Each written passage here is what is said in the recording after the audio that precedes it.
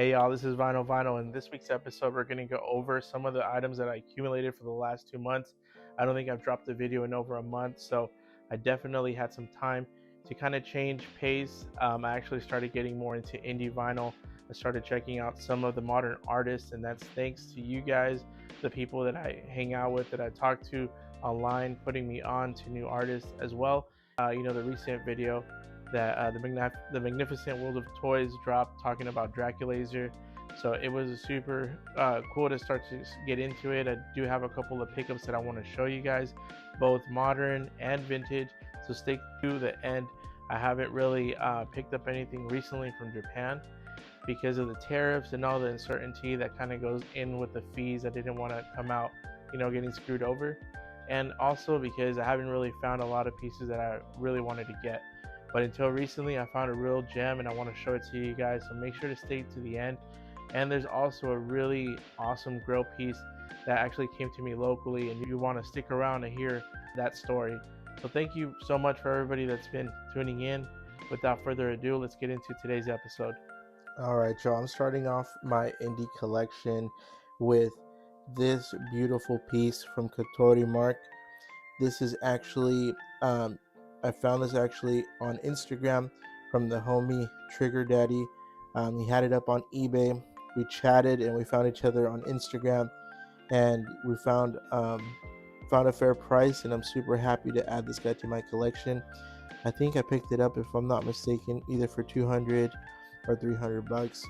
I know these pieces are small, but they're super sought after, especially because of the cult following for the original Bullmark molds. They look very similar to this, but they look more like little cowboy dolphins with little hats. They're super cute. I love that mix of kind of this rugged military-esque style, the little rocket launcher in the back, but it still has this little cute dude in front of it. So I'm super happy to add this to my collection. I would want to get more of these pieces, but I know they're super expensive, especially the bigger ones. And as of right now, I think I want to take it slow with my indie vinyl collection.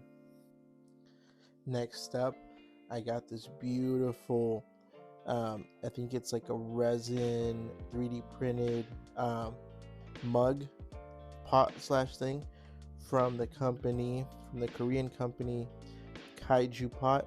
Look at that beautiful header, guys. Look at these super cool patchy-esque looking dudes on the header. I really love the artwork on this header, and they add a nice little personal touch in the back. So this guy right here is Gary. So it's Gary for Vinyl, and they even drew a little dude right there to show it off. I've been keeping it in the bag until this moment to share it with you guys. Let me crack it open to show you guys the colors. I think it's better appreciated when it's out of the bag. And there it is, guys. Look at the beautiful colors on this guy right here. Look at that. For a 3D printed toy, it has super nice texture. It almost looks like it was hand molded or crafted. Look at how beautiful it is. You can see the details right here from the branding on the bottom. And this is supposed to be some type of like a pottering pot for your plants, whatever cool stuff you want to put in there. I do want to get a one of those, I forget what they're called, if they're like Madagascar style plants that have like a big root. To get one over here in the States, they're already pretty expensive as they are in collectible in Japan, but I did find a dealer here in Fremont who's selling them for $70 for the little seedlings. So I don't know if I want to invest in a plant that hard. I'll dash that every day for a figure, but for a plant that's a little bit too crazy for me. But look at the little extra detail right there in the back. But if not, I'll probably just put a regular cactus in here, something to make it look cool. But for now, I think he looks super awesome displayed next to my other indie vinyls. I forgot to mention, this guy, I got it for about $120, but after tariffs and shipping, it was really closer to like $160. So yeah, I think for a piece that's under 200 bucks, I think this is still a really awesome piece. This definitely feels a little different than your vinyl pieces, but I think it's still pretty sturdy enough. I'll treat it like a ceramic, object. So I'm gonna be really careful with the way I handle it and where I place it. But I think it's a super awesome piece. I really look forward to seeing the other styles that are yet to release. I think there's going to be 2 bigger ones coming out soon, so I definitely want to be a part of those too. Alright guys, moving along, we have this piece from Draculazer. I believe this guy's called the Void Worm. So I only recently have gotten into Draculazer, and it was thanks to the folks over there at the Wonderful World of Toys that really influenced me to get into indie vinyl, specifically works from Draculazer and his affiliates like Creature Bazaar, like Kotorimark, sorry. So yeah, I'm a big fan of what he does and like the stuff that he collects. Also the folks over there at the Fun Corner, all those types of like monster toys from the 80s and before. I think it's super awesome. And this was the first piece. I bought this directly from Draculazer's website. He had these exclusively for the Creature Bazaar event over there in Mandarake, but he actually had a couple of pieces that he that were unpainted, and he dropped them. I think it was limited to 30 for that drop. So I'm so glad I was able to pick up this piece right here. It does come with the header, and I'll show it to you guys right now. So it came with its original header card, still unbent. You can see it right there. Made in Japan by Michael Draculazer Scadam. Yep, I think that's how you pronounce it. But yeah. And it also brought some really cool little stickers like so. I think it's typical for a Draculazer release to give you a bunch of little stickers. I think they're super awesome. Check it out right there. So yeah, it's super appreciated. Also, in retrospect, I forgot to pull out the header card that came with the Kotorimark dolphin dude figure, but it's this guy right here. Thank you, Trigger Daddy, for holding onto it and sending it to me. Another Draculazer piece that I recently picked up is this Demonoid. I believe this guy was either from 2016 or 2017. That's what the homies online were telling me. And this one is like an unpainted version with a whole bunch of different color vinyl. One of them is glow in the dark right there on the arm. Honestly, I think this piece looks better inside the box than outside. I'm not really the biggest fan of unpainted vinyl, but I kind of was on that Draculazer hype at the time that I bought this from Chance's auctions. Used to be every Thursday, now it's every Wednesday, so make sure you tune in and check those out. You get a good deal. I believe I got this guy after shipping was like 160, so it was definitely a good price. Forgot to mention that this Draculazer piece, the retail I think was 120 or 30 if I'm not mistaken. But yeah, it was super awesome. Draculazer ships his stuff out on time, super quick, and he packages it super nicely.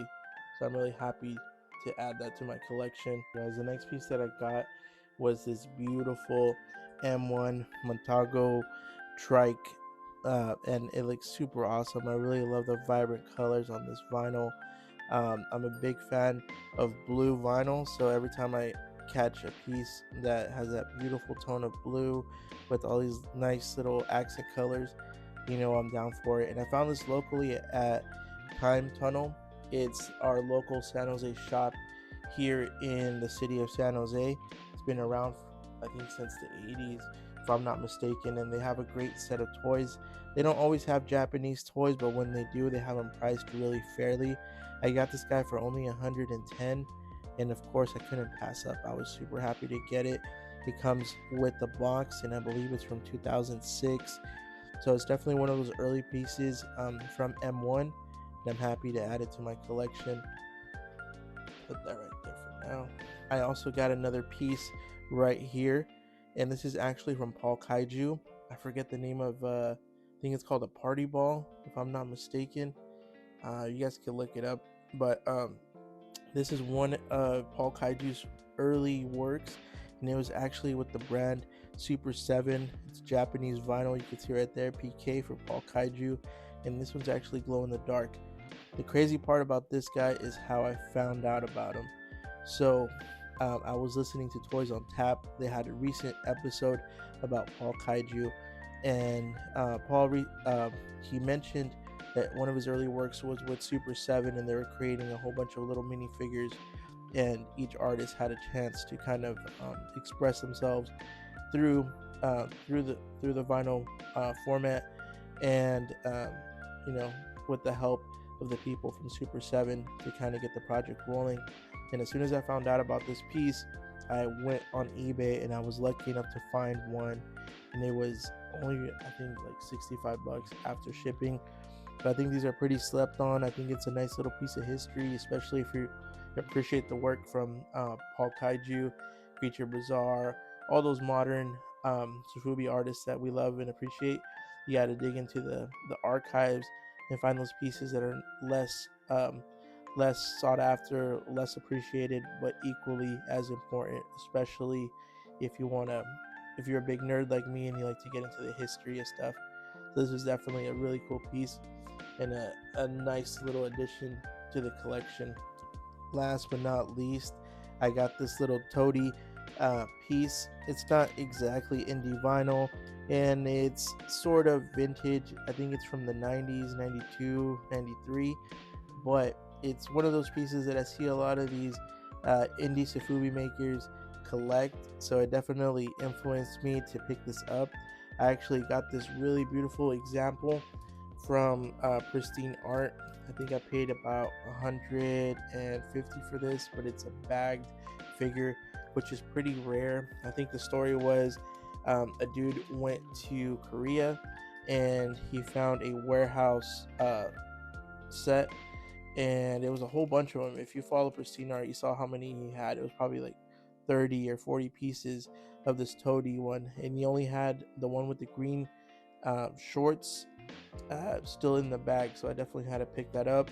I wish I was able to pick up the one with the blue one as well, but for now I'm pretty happy with this. I'm not going to take it out of the bag. I just feel like that kind of ruins the lore and the preservation of having this in the bag for this long. I just want to continue it, so hopefully I find a loose one to display it with the collection, but for now I'll just add it right here. And there you have it, guys. These are my indie pickups. This is how I'm starting my indie vinyl collection. I do have a couple of other Godzillas that I picked up before. I think I'm gonna probably start letting those guys go.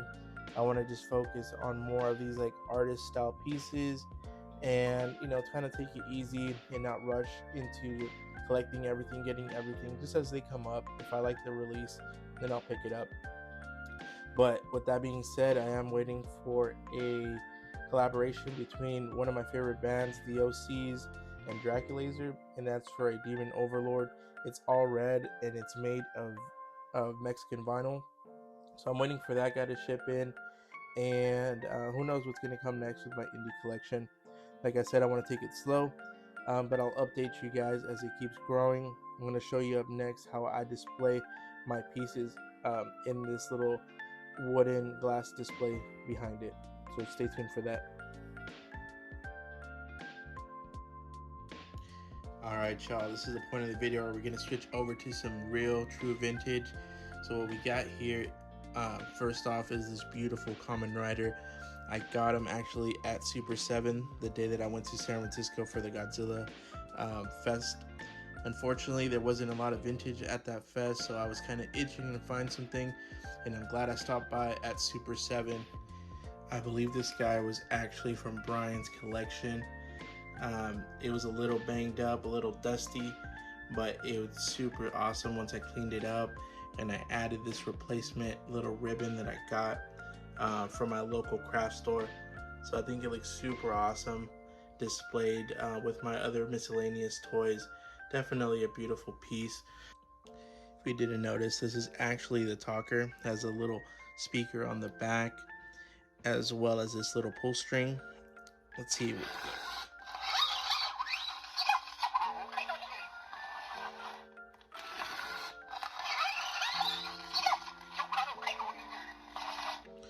So it sort of works, but it still looks super awesome displayed. Not to be confused with the modern reissues from the early 2000s. This one is a true vintage piece, and you can tell from the type of blue that's on the chest.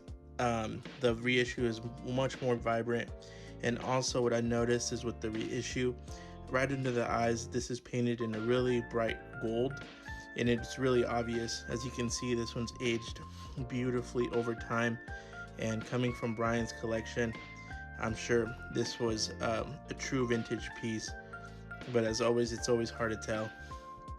But yeah, this guy right here normally ranges between 600 to maybe 500 if you could get him for a deal, and I'm super happy to add him to my collection. Alright y'all, moving on, we have this beautiful piece that I recently won on auction. I hadn't bought anything from Japan, but when I saw this vintage 1974, 1975 large missile firing Godzilla up for auction, I definitely had to get it. My homie online, I forget your name, brother, but I'll add you right here. I'll put you on the text. But he reminded me, hey man, the one that went for auction and sold for 500, they relisted it, and you know, now's a chance to try to grab them. So I actually didn't have too much money, so I only bidded like 200 bucks on this guy, and you know, kind of see what would happen. And to my surprise, when I woke up, I noticed that I won the auction, so it ended for 220, which I think is a great price for something so beautiful like this. I really love this colorway. I always thought that the vinyl was more of a gray, but when you have it on hand, you can see that it's like a greenish metallic paint that covers the whole vinyl, and then you have that beautiful vibrant yellow that just accents all the little features, and the red little details on the eyes and in the ear just add so much more flavor to it. Of course, as you can tell, it's incomplete. It doesn't have the hands, but those normally fall off, and it's pretty common for these figures to come incomplete like that. It does have a little ding right here on the tail. You can see it better right there. But honestly, it displays super awesome. It looks super great in my collection, and I'm really glad that I was able to get it for a deal. Something like this would normally be about $2,000 if you find it with the box. Let me compare it real fast to my reissue that I bought earlier this year. Alright y'all, here's a side-by-side comparison. As you can see, the reissue is very similar to the original. However, I do think that the vintage one is slightly thicker. As you can kind of tell right here in the torso, the vintage one is slightly a little bit thicker. You can see a little bit of difference, like in the angle of the little horn on top. This one's a little bit more curved, where this one's a little bit more pointy, and some subtle differences that you can appreciate. Of course, I did what anybody would do, and as soon as they came home, I tried to add some of these missiles over to see if they would shoot and they would work, but unfortunately the reissues are not the same size as the original ones. They're slightly bigger, so they were kind of getting stuck. Luckily, I was able to take them out. I'm super happy with this guy. I really hope I can find a complete one at some point, but for now, this guy is more than awesome. Look at the level of detail. It does have a couple of dings, a little bit of paint rub, but honestly, when you have a vintage piece, it kind of comes with it, and you kind of learn to appreciate and love the age. One cool thing that you could kind of tell when you're comparing a vintage one with the reissue, the vintage one will still have the mechanisms attached, as you can see right there, whereas the reissue, they're already covered up where they're supposed to be, especially in the legs and in the arms. You can see the differences where those little launching latches were at. I will be selling this guy, so keep an eye out on my Instagram. I will be posting them up. I'll probably just sell them for what I got. Still an awesome piece. As soon as I get a vintage one, I like to replace it with the real deal. So yeah, I'm really happy and really stoked about this guy. Also, side note, I may or may not win the mid-size one, and if I do win it, we're gonna do a collection video of all my vintage Mecha Godzillas, so keep an eye out for that. Alright y'all, I'm saving the best for last. It's this beautiful 1966 Marusan Godzilla. This one's actually the double stamped version, as you can see right there. It has Marusan on this side, Marusan Japan on this side as well. It does have a faint writing on the bottom of the feet, but I think it's in super awesome condition. Look at this beautiful silver paint throughout. Even in the dorsal fins, it's super nice. And the tail, everything's intact, nothing's cracked. Normally for these pieces, that's what you have to kind of look out for. The joints are nice and sturdy, and it looks super awesome. Look at that face right there, that beautiful red eye. There's a couple of variants that have different types of eyes. I'm not sure what you would call this guy, but if you know, you know what I'm talking about. But I think this is a super awesome piece. I'm really happy I finally owned it in my collection. The craziest part about getting this piece was how it came into my collection. I was at the San Jose Toy Show, and a gentleman approached me after he heard me talking about soft vinyls with the vendor, and he told me, hey, I have a lot of vintage vinyls that I'm trying to get rid of. Let me send you some pictures and we'll see what we can do. He soon sent me some pictures, and this is the one that stood out. And I told him, yeah, I'm interested. I might not have the money for everything, but I could try to find you somebody that might be interested to get it. And lo and behold, after maybe like 2 or 3 months of no communication, he hit me up and he said, hey, why don't you just come by the next San Jose Toy Show, pick up a box from my buddy, and you can hold on to them until you can find a buyer. Of course, I was super nervous, but just the thought of being able to own this guy was such a crazy, prospect. So yes, I took that responsibility. Shout out to the homie Pristine that came through and bought the rest of the lot. Out of the lot, I was able to keep this guy for myself. I didn't get it for free. I still had to pay a good penny. Normally something like this, even in the condition with the writing on the feet, is about $1,000, $1,000, 1,000 USD. So yeah, that's nothing cheap for a vinyl figure. But I was able to get this guy for about 700, so it's still a pretty penny. But I will hopefully pay that off in the time coming. So definitely look out for stuff that's gonna go on sale. Gotta make some money back to pay for this little guy right here. But a super awesome piece. I will do a future video where I'll compare both the Bullmark and the Marusan, so you can kind of get an idea of how to tell them apart. Just an honorable mention, I actually picked this guy up from the lot too. I bought this guy directly from Pristine after he finalized the deal, and I think it's an awesome piece. I definitely did not want to let this guy go. Super awesome patchy style type of walker. And honestly, this dude was super dusty, but after cleaning him up, he looks super nice. The paint is nice and vibrant, so it's a nice little addition to the collection. Alright, y'all, thank you for staying until the end of the video. Once again, I appreciate everybody that subscribes, everybody that shows love. There's definitely going to be more videos coming up soon.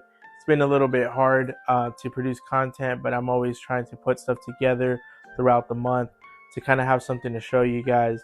But continue to show support, share these type of videos with your friends, and I appreciate everybody that still comments and still asks hey, when's the next video and stuff. So I appreciate it. Also to the people that I got to meet at Godzilla Fest, it was super awesome. When there was one individual in particular, I forget your name, bro, but he came up and he was like, hey, you're the dude from like Vinyl Toy Channel, and I was like, yeah, dude, I'm the guy that does the YouTube videos about vintage SOFUBI. So that was a big honor for me, and I appreciate that. And I want to continue to keep growing this channel, meeting other creators, meeting other people. For example, I got to meet Pristine Art in person, and I thought that was super cool. I also got to meet Mark Nagata, got him to sign some of my stuff, so that was a super awesome experience. And I also got to meet other fellow collectors like Mike Johnson, a person that's been in the SOFUBI game for a really long time. So I really appreciate all the love and support that you guys give me, and the people that I continue to make connections with online. Thank you to everybody that comes through, everybody that answers my questions and shares information that they have acquired throughout this journey of collecting. So I appreciate you guys. Until the next video, this is Vinyl.